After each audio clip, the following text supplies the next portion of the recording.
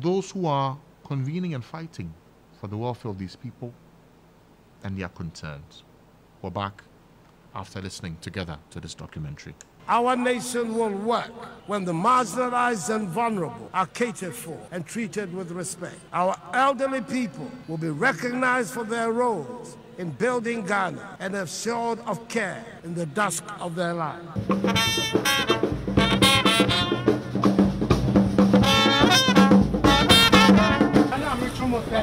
You are not showing respect to us. We have sent several letters and reminders. So you want to tell us that you've not received any reminder, you've not received any letter to this effect? I brought the minister a letter last Friday. I brought the letter myself. My problem with this whole thing is the destruction of the image of this nation, and something that is being done which will last for generations, because you don't solve your problems by sacrificing your aged. That's the last thing you should do, especially when you don't have any services that are specially geared at the comfort and the relief of the aged. I find this wicked, I find it disrespectful, I find it totally wrong, period. I'm disappointed in what is going on now with the government and the financial sector. We have so many people among us, and people are dying over this. Why is it a crime to do an investment in this Ghana here? If it's a crime, I'm asking you, gentlemen, answer me.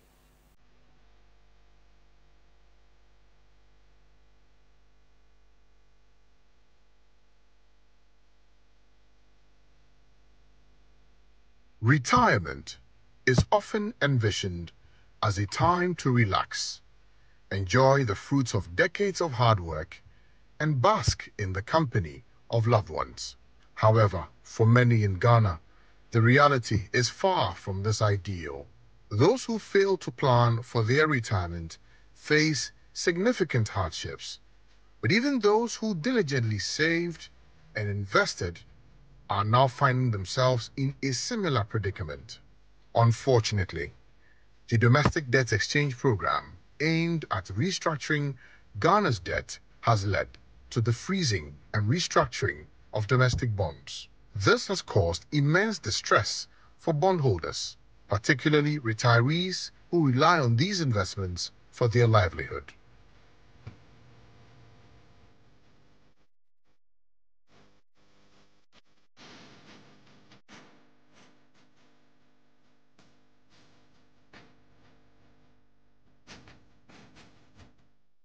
One such individual is Gladys Short. At 72, she is dealing with multiple health conditions and is in dire straits. Despite her careful planning and investing in financial institutions to secure her pension, old age has not been kind to her. Besides struggling to find funds to take care of her health, she drags herself to the streets to protest. Recently, they said people over 70 can go to the hospitals and register free on the national health insurance and use it at the hospital. But when you take your national health to the hospital, it doesn't cover anything. Maybe the registration fee, that's all. But right now, I'm due to go for a medical review. But I haven't been able to go, because when I go, by all means, the doctor is going to ask you to do some tests, maybe do some x-ray, and it's not possible. As I'm sitting down now, it's difficult for me to raise my right shoulder. But I've not been to see the doctor. My whole right side is hurt. How am I going to do it? I just want my money. I invested so that when I retire, I'll have money to live my life comfortably. Now I've retired. I'm sitting at home and I don't have the money is not available. Human beings who have toiled, who have worked and saved for their retirement and their old age to be treated like this. It is not fair at all. She is disappointed that Nana Akufo-Addo has failed to honor his promise of ensuring that the elderly are taken care of in the dusk of their lives. Another affected individual is Georgina Ajutengi, a 53-year-old petty trader who painstakingly saved money from her business and invested in NDK Financial Services for many years. She had her future figured out, but now, with just 7 years to retirement, she is worried about how she will survive. Georgina has developed a spinal problem, and funding her treatment has become a major concern. That is my 12. I didn't went and still. I didn't do any government work. I do a pampemu store, and now my spine. And now I'm sick. No, that bank have been registered. If they couldn't pay me, Bank of Ghana or government to come in and pay us. Feeling pain every day, crying. I mean, I don't even know how to put it. Sometimes food to eat. If you give it to dog, they will eat it. If you give it to their dogs, they will never eat it. Why should that be? Common prescription they've given to me from last month. Last month, I couldn't buy it. And this arthritis, they asked me to go to Kolebu orthopedic. If I'm coming, I should bring 3,000. Where am I going to get it from? Where am I going to get that 3,000 from? On Wednesday, March 27, 2024, members of the Locked Up Investment Holders Forum, whose monies had been locked up for over 4 years in distressed financial institutions such as NDK Financial Services, SDC Financial Services, SIC Savings and Loans, and Bond Savings and Loans, staged a protest against the Ministry of Finance and the Bank of Ghana. This protest followed 2 letters from the Forum to the Ministry of Finance and the Central Bank dated May 2, 2023 and November 16, 2023. In these letters, the Forum highlighted that their financial institutions were broke and unable to make payments. They urged the Bank of Ghana to declare these institutions insolvent so the government could cover their investments. During the protest at the Bank of Ghana, a glimmer of hope appeared for the affected customers. According to their leaders, the governor expressed his readiness to pay off the affected customers if the government could assure the availability of funds through the Ministry of Finance. However, during the protest, the ministry failed to grant them an audience. James Jerry Odoi lamented the government's poor prioritization, emphasizing that they are neglecting crucial issues involving human lives. I don't think the government has handled financial portfolio in the country well.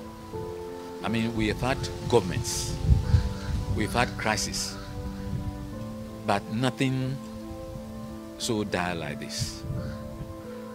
The government cares very little about pensioners, because I don't know for any reason why you should go for pensioners' money. I mean, how? These are monies that they have worked for, not monies they have borrowed from government. Members of the Locked Up Investment Forum say they are heartbroken, but will relentlessly push until the government takes care of them in the dusk of their lives. I don't have children, so I don't pay fees. In this country, people have children are their retirement benefits. I don't have that retirement benefit. So because of that, I scraped. I lived like a poor person whilst I was in good employment and being paid well. I lived on second-hand clothes, second-hand shoes, everything. I bought the cheapest I could do just to be able to save money because I don't have children to fall on in future. Because the money belongs to me, and you have taken it secretly without my knowledge. If somebody puts something down, you take it secretly, that's complete stealing. The living is a problem. The living is a problem. Because when you go to market today, you send 100 cedis to market today. Tomorrow you have to add another one with it. Could you believe? I asked my wife to buy a rice. He went and asked the price. They say 750. The following Friday, when I said the people, they say it was 820. Just 2 days later. So if you don't do that, how are you going to get them? I was in UK, and a medical condition I didn't know I have suddenly surfaced. I have to undergo emergency procedures, emergency intervention. And as a result of those procedures, I'm required to go to UK every year for a checkup because that procedure can be handled there. We are not going anywhere. We will come every Wednesday. Every Wednesday, as the world still is around, we will come every Wednesday until the Minister of Finance makes financial provision for the Bank of Ghana to revoke these licenses and pay us our local funds, just as it was done in 2017, 2018. There is nothing to be negotiated for. The 16th President of the United States, Abraham Lincoln, once said, "Any nation that does not honor its heroes will not long endure." Ghana is reeling under the impact of economic distress. But should the elderly in society be sacrificed? For GH1 Television and Star FM, this is Calvin Powell.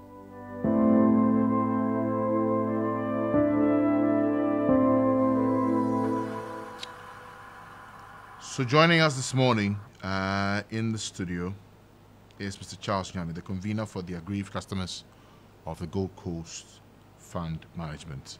Charles, good morning. Good morning. How are you, sir? Frank, I'm doing good by the grace of God. It's actually Francis, but... Francis, yeah, sorry. We had the news yesterday of the President directing the release of funds for payment of locked-up investments. How did you receive that news? Thank you very much. I want to extend greetings to all Gold Coast Fund Management customers. And we thank you for the opportunity you've given us this morning to explain issues for the public to understand so that they could push for us.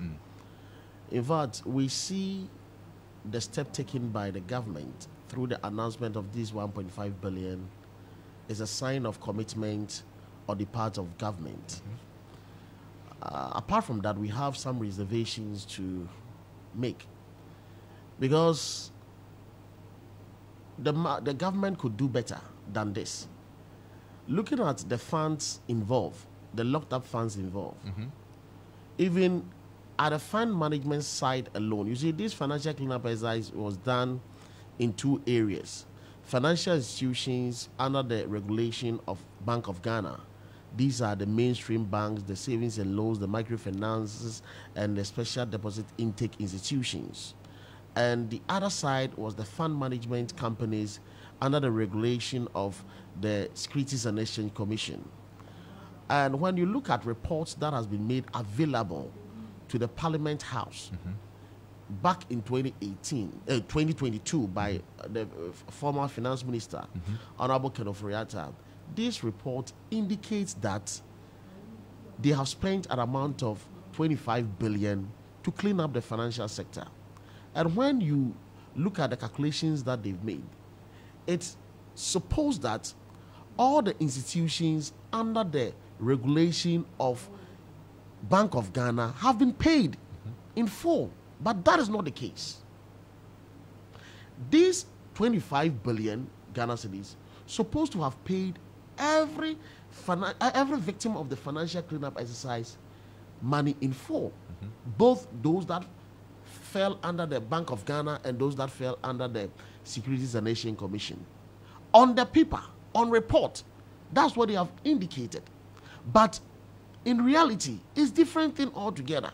Because if they had really paid this money back in 2021, where the final approval was made by the House of Parliament, we shouldn't be sitting here, and there shouldn't have been any new allocation in the budget of 2024 and for this announcement that was just made yesterday. So the questions we keep asking is, after the monies were allocated in the 2020 mid-year budget and the 2021 budget, and the approval were given by the House of Parliament, and these monies were raised, where did they send these monies to? We expect the House of Parliament to probe into this, because these are taxpayers' money, and it was purposefully approved for the payment of Ghanaians who have invested into the financial sector of Ghana, and due to the negligence of the regulators, because the watchman was sleeping, so these fund managers also did what they want to do, to use our money for other things that they shouldn't have used for. And government, you have stepped in. You've gone for taxpayers' money, you should have made sure that these monies were paid into the customer. So the first question is, where did the 25 billion that was supposed to pay every victim of the financial cleanup exercise in full, where did they send those monies? Because for we, the fund management council, even on the document, it is said that they have completed the financial cleanup exercise under the Bank of Ghana regulated institutions. So now as we are speaking, no customer of any savings and loans nor microfinance should come out to say that I still have a locked up fund. But that is the case. Per what you know, how many of them? In fact, I'm in close relation with their leader. And I can say that there are over 10,000 of the customers who still have their money locked up. Really? But meanwhile, on the paper, on the report, that is over 10,000. On the paper, on the report, they've indicated that they've completed it. On the side of Gold Coast the fund management, initially, the companies were 53, but SEC along the line reinstated 3 of them, their licenses back to them. And when claims were asked to be filed, 3 of the companies had no claims filed against them. It means that it reduced the numbers of companies into 47. With the 47 companies, Gold Coast is one of them. According to the Securities and Exchange Commission, the total amount they needed to pay all these victims of the 47 fund management companies was 8.6 billion Ghana cedis. And this 8.6 billion Ghana cedis were budgeted for, and it was approved by the parliament. And we believe these monies were raised because when you calculate the expenses that they made in this 25 billion as they have reported to the parliament, you will see the component of these 8.6 billion that was supposed to go for fund management companies in it. So it is established that these monies were raised, but only few CDs were given to these customers. Gold Coast Fund Management alone, among the portfolio of 8.6 billion, Gold Coast Fund Management customers alone stand a portfolio of 5.1 billion. So it means that when you deduct this 5.1 billion from the 8.6 billion, you get only 3.2 billion. It means that among 3.5 billion, it means that among the 47 companies that when you put their investment together, it went 8.6 billion. Gold Coast Fund Management, as a single company alone, have a portfolio of 5.1 billion. So if you say you are paying customers of fund management who fell victim to the financial cleanup exercise and you have not paid Gold Coast Fund Management customers, then it means you are not paying anybody. As we speak now, the balances of Gold Coast Fund Management customers at stake in this financial cleanup exercise worth 4 billion Ghana cedis. 4 billion Ghana cedis. Gold Coast Fund Management customers alone, not to talk of the other institutions. So if after 6 years, customers or citizens have suffered depreciation of 75% of their funds, because when you calculate the depreciation, if the money was worth, let me say, 2 CDs in 2018, now it went 50 pesos. We have suffered depreciation of 75%, and the government has not made room for that. So the least we expected from the government is to come out at this time to pay even the depreciated amount in full. But you come out to announce that you are just releasing 1.5 billion, which cannot pay even half of Gold Coast Fund Management customers alone the outstanding balances. So we see this as unfortunate step, and we are very disappointed in the government. The way he has mishandled this issue, the way he has treated us. Because the fact is, you have gone to the parliament to seek approval. You've allocated funds in the budget. You've sought approval from the parliament. These monies have been raised 4 years down the line. So where did this money went to? We are asking these questions, and we are pleading with the government that the best thing they could do for now is to come out and pay these depreciated funds in full, not in half. You see, and it was unfortunate. Certain comment made by the finance minister was quite unfortunate. The current one or the erstwhile one? The current one, on the announcement of this package. He said that government was doing the customers favor. because governments should not take responsibility of the decisions of individuals' investments. But I think if he says that, it looks like he doesn't know what he's talking about. We are in this country governed by law. The constitutions allow each citizen to work in the right way to acquire wealth. And the constitution demands the government to protect these citizens and their wealth. We did not kept the money under our pillows and our beds, and someone gone for it, and we are pleading the government to come and pay these monies for us. These monies were invested in a government-regulated institutions.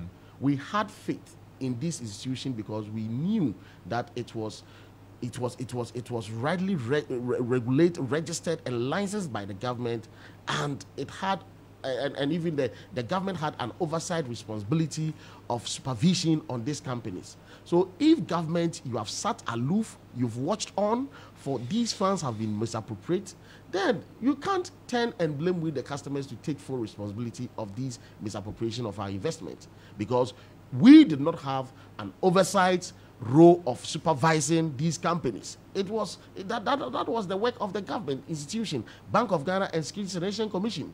So why did they sit down for years for these monies to go bad? These are the reasons why the government chose to step in with a bailout package and sought for approval. So we expect the government to come. The government is not doing us any favor. It is the statutory responsibility of the government to pay these funds. As we are talking now, over 900 of our members, according to our calculation, are dead and gone. And most of them are the aged ones. When you look at the common story and narrative behind their death, you realize that most of them were with some medical conditions which periodically they seek medical care. And they saved this money, and they were using proceeds that were coming from this money monthly, quarterly, and maybe annually for these medical expenses. For the 6 years that the money got locked up and they were not accessing these funds, most of them had to just sit down. They knew they were going to die, and they have to sit down and wait till the day they died. This is quite unfair. Someone who have lived, worked for the nation. These people are not armed robbers. And most of these people never had the opportunity to be in politics. They got the money in the hard way. They got the money in the disciplined way. I heard one woman tell us that she denied herself of the luxuries of this life. Even she couldn't wear a brand new attire, clothing. She was purchasing just second-hand clothing because she knew that she had no child and she had to save for her future. And now, because of the indecision and decisions of a government, she has to go through this ordeal. We are pleading with the government.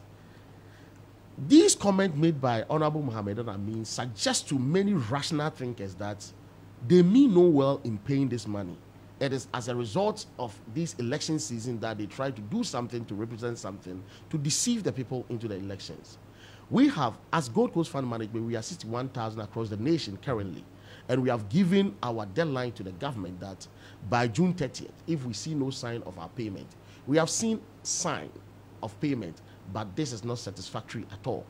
We are telling the government that we want the government to be assured by us that if they want to have their peace in going to this election 2024 without any confrontation from the aggrieved customers of Gold Coast Fund Management, they should come back and do the needful. At least pay these remaining balances that have depreciated already in full. That's our demand. Other than that, they should have us to contend with as a second or as another political force in these coming elections. We promise them that, and we'll do just that because we are tired of them. And looking at some of the statement he made again, that if we vote for Dr. Mahmoud Bawumia, he will come and pay when he wins it means that you are just using us as a slave to your victory. Why? Legitimate monies, you have gone for them in parliament, you've allocated them, you've gotten approval, you've raised the money, and you keep the money and put in a condition that unless we vote for your candidates that we are presenting, these monies that has been legitimately approved to be given us will not be paid to us. In fact, this statement from the finance minister is below belt. And as a smart politician as he is, we were not expecting this comment from him. And he should be very mindful in his future public comments on these matters, because these are money matters and hearts are attached to them. We are aware that you are supposed to have a certain action taken today at 9 a.m. What is it? Okay, you see, now the groups are many. These are a locked up fund investment follow. Yes. We have institutions that the government has revoked their licenses. We, the aggrieved customers of Gold Coast Fund Management, belongs to institutions whose licenses have been revoked since 2019. And the government has validated our claims, gone for money from Parliament, and we are demanding government to disburse this money. But this group that is going for protest at 9 a.m. are customers of institutions that are still in active operations. Their licenses have not been revoked. But when these customers walked into their premises to request or to redeem their investment or their funds, they can provide them to them. And this group is calling on the government to do either of these two. That's one, the government should inject money into this institution so that they could be liquid enough to be able to pay their redemption requests. If the government thinks it cannot do that, the government should then revoke their licenses as a date to ours in 2018 and provide funds to pay the customers. So those who are going for the protest are customers of institutions that are still in active operation, but they cannot honor their redemption requests. I see.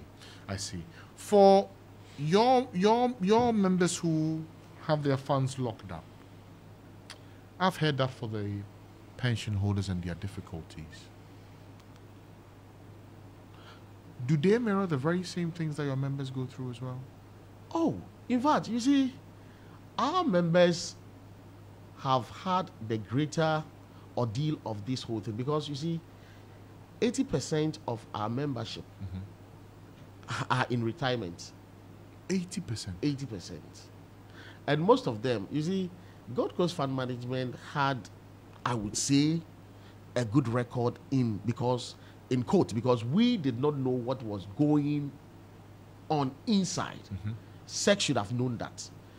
And because the company worked for 25 years continuously without any public blemish, in the case of a failure to pay redemption requests and what have you, the trust was there.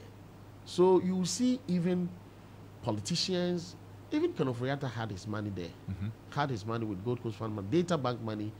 Whenever they collected their investment, they also go and invest in the Gold Coast. So the trust was there until this happened. So a lot of people invested their money. In fact, when you consider the fund money, the securities sector, the security financial sector, Gold Coast Fund Management was having 1/3 of the share.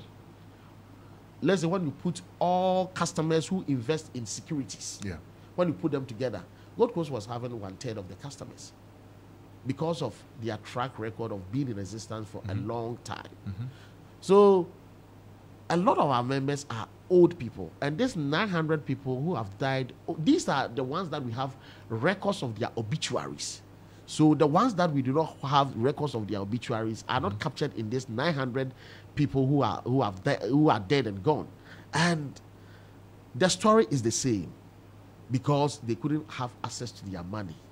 Even some of them, you see, a man who have 2 million Ghana cedis in this investment, periodically, when he goes for his eye checkup, I have to send him 50 cedis for eye drop. You can imagine. Wow. Someone who have 2 million Ghana cedis begging for 50 cedis for eye drop.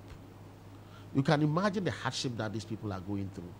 A woman who had 1.5 million Ghana cedis needed only 500,000 Ghana cedis to go for heart surgery in South Africa. Because she couldn't get the money, she had to wait and died, and now the woman is dead and gone. So the hardship Gold Coast Fund Management customers have experienced the greatest hardship than any other, because even the individual bondholders, their problem started, I think, in 2022 thereabout. But our problem started in 2018. So you can imagine the years that these people have been going through this hardship. Wow. Mr. Nyame, it's a very tough conversation that we're having, because these are people's lives and their years and years and years of savings put up for the rainy day. If you were to have audience now with the president, what would you tell him? Thank you. Mr. President, if you are listening to me, I believe that history are made, and you have the power to make your history as a president. I would advise the president to make sure that he resolved this financial cleanup exercise mess before he leaves power, irrespective of whether they are going to lose or win the power. That shouldn't be their condition, because if not, this will be a very indelible mark in the minds of some family members of the affected people. It will be remembered, you see, because currently there are people whose parents saved for their tertiary education because they knew that they can't afford it if it happens abruptly. So years they saved towards it. Some of these children have been home after their secondary school education for about 5 years now, hoping that one day these funds will be released so that they can further up their education. Should the president fails to resolve this problem, these people will grow and they will always tell their children and their descendants that I would have been better in life, but for the decision of a certain president called Nana Akufo-Addo, here's where my life has ended. A lot of people will tell their grandchildren that our parents could have lived long and take care of us, but because a certain president decision locked up the very body that could have take care of them when they were sick, they died, and that has become our life. So it is compulsory.